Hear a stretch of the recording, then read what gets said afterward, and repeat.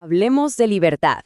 Es una palabra que usamos todo el tiempo, un ideal que defendemos a capa y espada. Pero si lo pensamos bien, ¿qué significa realmente? Es un concepto tan pero tan complejo que a lo largo de la historia se ha usado para justificar ideas completamente opuestas. Así que vamos a explorar sus dos caras más importantes para entender esta aparente contradicción. Pensemos en esta pregunta un momento. A ver, imaginen que legalmente pueden hacer lo que quieran. Nadie, absolutamente nadie se los prohíbe. Pero si no tienen los recursos, la educación o la salud para llevar a cabo sus sueños, ¿esa libertad es real? Este dilema, créanme, está en el corazón de un debate gigantesco. Y para intentar responder esa pregunta, la filosofía nos presenta dos caminos, dos maneras muy distintas de ver las cosas. Son dos conceptos de libertad que han moldeado nuestras sociedades y que, muy a menudo, parece que chocan entre sí. Vamos a desglosarlos.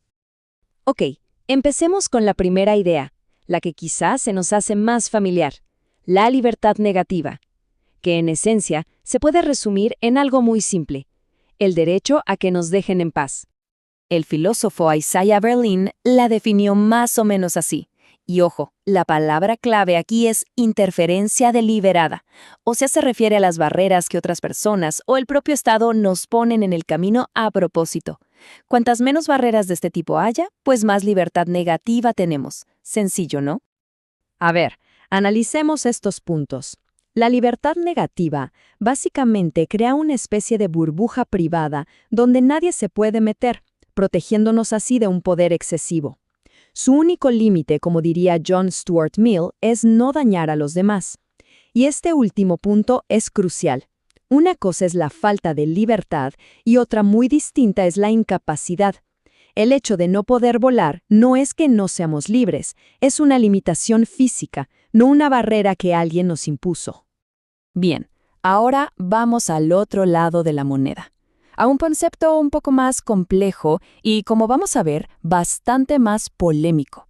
La libertad positiva ya no se trata de que nos dejen en paz, sino de tener el poder real para actuar.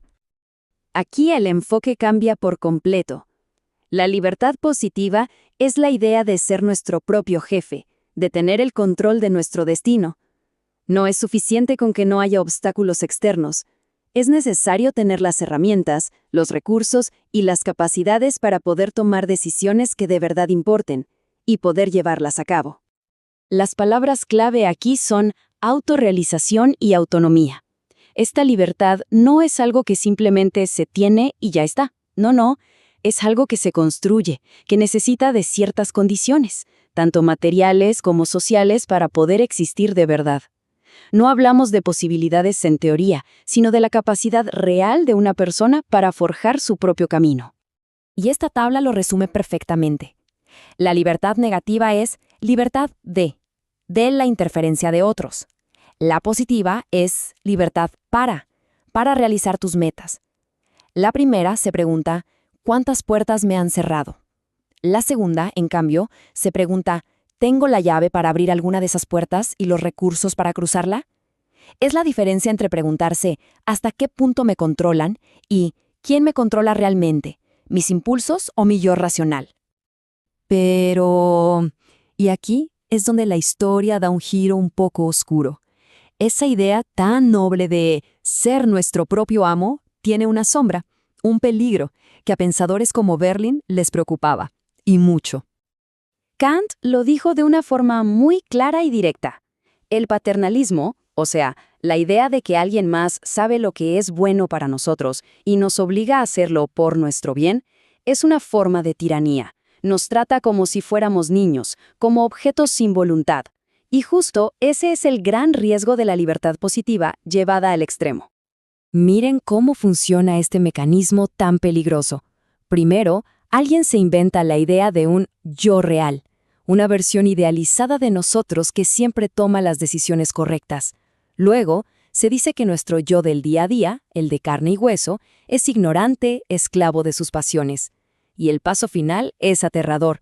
Se justifica que una autoridad externa, que dice representar a nuestro yo real, nos obligue a actuar en contra de nuestra voluntad, todo en nombre de nuestra verdadera libertad. Este ha sido el argumento de muchísimos regímenes autoritarios. Entonces, ¿esto significa que la libertad positiva es mala y la negativa es buena? No, para nada, no es tan simple.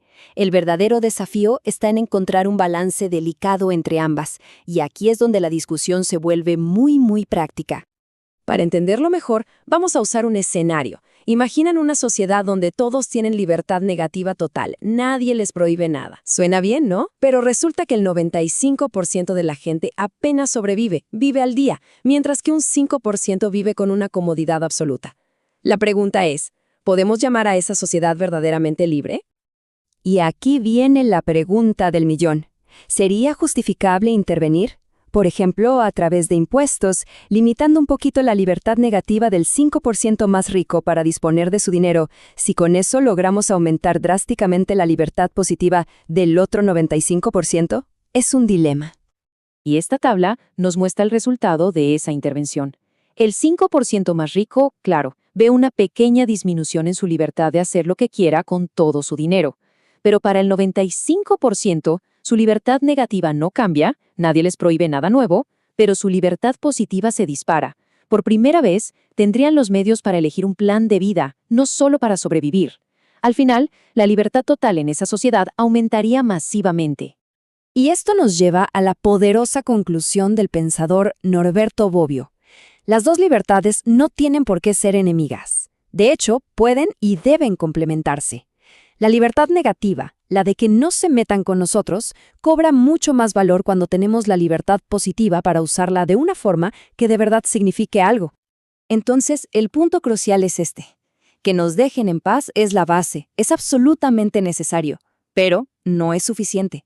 Para ser verdaderamente autónomos, para ser los dueños de nuestras propias vidas, también necesitamos las condiciones, los medios que nos permitan actuar y elegir de forma real y no solo en teoría. Y así cerramos, con la pregunta que define gran parte de la política moderna. No hay una respuesta fácil, ni una fórmula mágica, pero encontrar ese equilibrio justo entre no te metas en mi vida y ayúdame a tener las herramientas para vivirla es quizás el desafío más grande y permanente de cualquier sociedad que aspira a ser verdaderamente libre.